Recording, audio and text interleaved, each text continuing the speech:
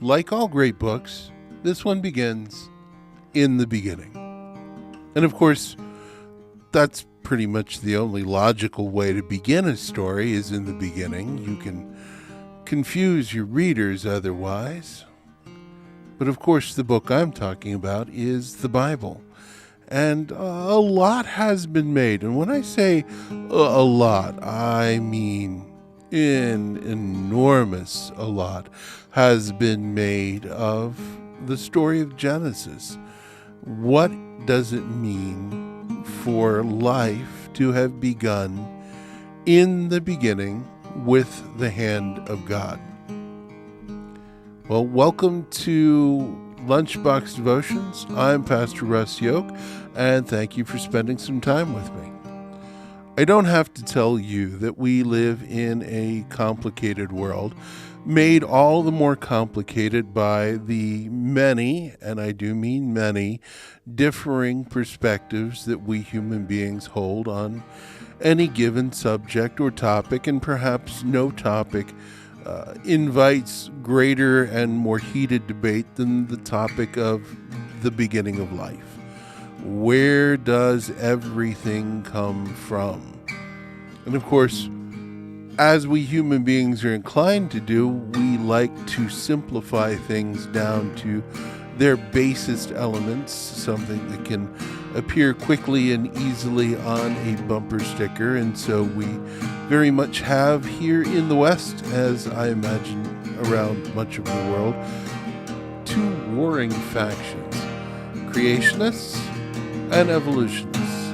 Now, while I'm not going to argue the science on either side of this street, because in my opinion, it's kind of been done to death, but I'm not a scientist. I'm a theologian. I don't think of things in terms of carbon dating and epics and historical documentation that can be gleaned by looking at soil. That's not what I do. I study, learn, and understand God. And the whole notion that evolution is anything more than a giant screwdriver in God's toolbox really has never occurred to me.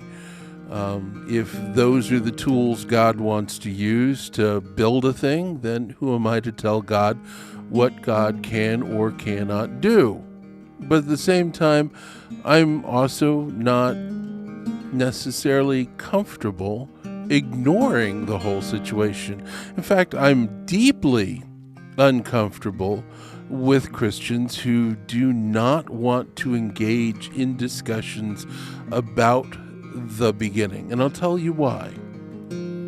Few things matter so much as origin. Origin tells you where you're from.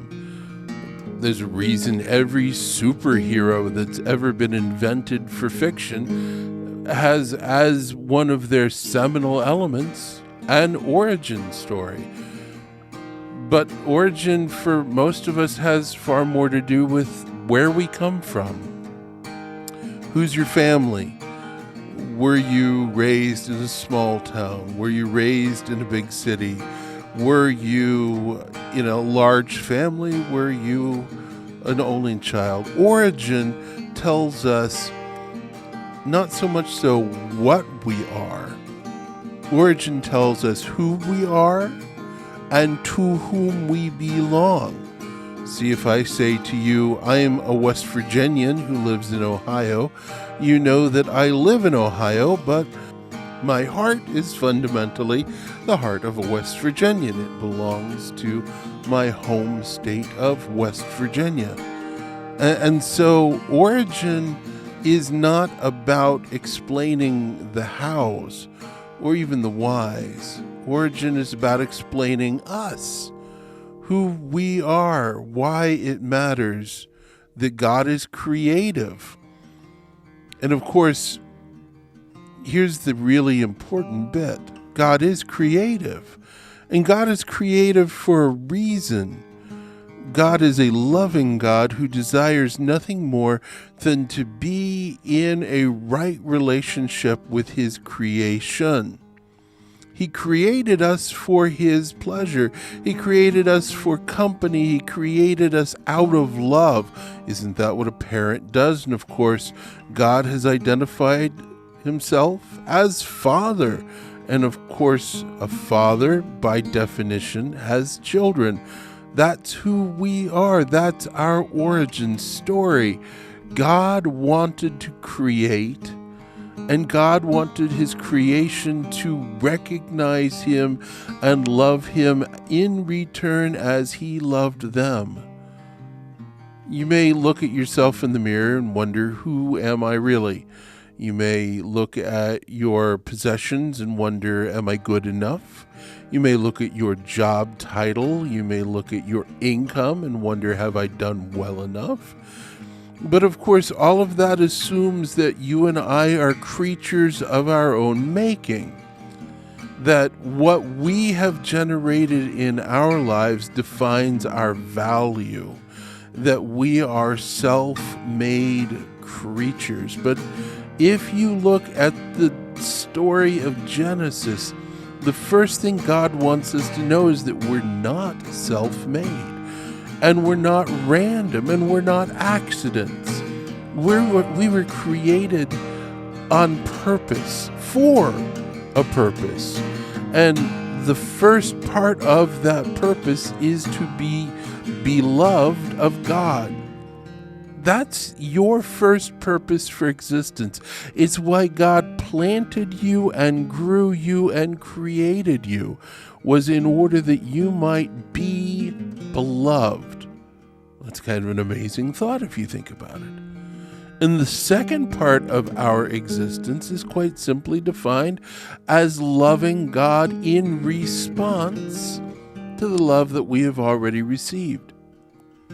See, if you see that as your origin story, you see that as your beginning, you see that as your genesis, it shifts the focus of your life. Now it's not about demonstrating your worthiness or goodness or impressing your neighbors or impressing your family or impressing yourself. It's not about accomplishment. It's not about how we have done in this life. It's not about our self-made accomplishments. It's about first being beloved of God, second, loving God, and of course, third, taking that valuable, intensely valuable origin story and spreading it to others through the love that spills out of that relationship.